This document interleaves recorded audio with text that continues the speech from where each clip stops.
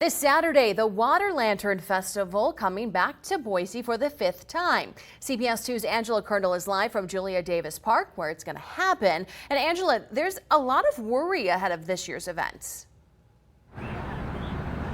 There is. That's because the festival was in Bend, Oregon last weekend. And according to the Central Oregon Daily, all sorts of trash was left behind in the river. But that's not expected to happen here in Boise. The video it's at night, and you can see the lanterns going down like underwater. I mean, it was sort of disgustingly beautiful. I mean, it was one of those, like, it almost looked like those bioluminescence events you see at the ocean. He's talking about the plastic LED lights on the Deschutes River during the Water Lantern Festival. Inside of those, it's like the little batteries, like the fish are going to eat those. And then, the birds. I mean, there's an osprey nest, 2 of them big boys right back there behind me. Every day we're pulling out all this garbage, and then to have a kind of for-profit company come into town and do that was just, it was maddening. Radley Clothier and his group of divers loot the Deschutes and Bend began cleaning up the morning after last Sunday and are still diving, still finding pieces of lanterns left behind. I think it's 100 plus of those little plastic candles we've pulled out on top of all the little wooden bases.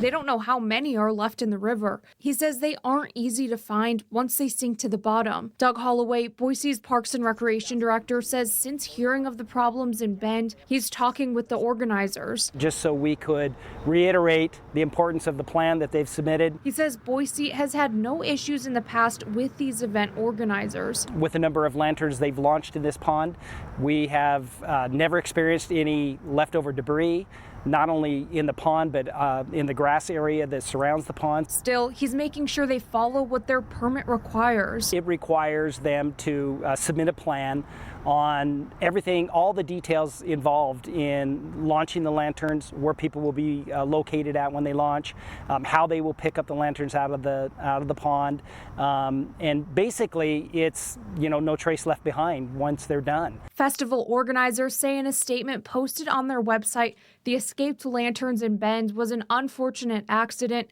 and when the lantern launch portion of the event started, it became apparent that the current was moving too fast for the buoy line to contain the lanterns. And as soon as the issue was realized, announcements were quickly made to stop the lantern launch. Since there's no current in the pond and it doesn't connect to the river, Holloway says escaped lanterns aren't a worry here. And we reached out to the event organizers multiple times but have not heard back. Reporting live in Boise, Angela Kernel, CBS 2 News.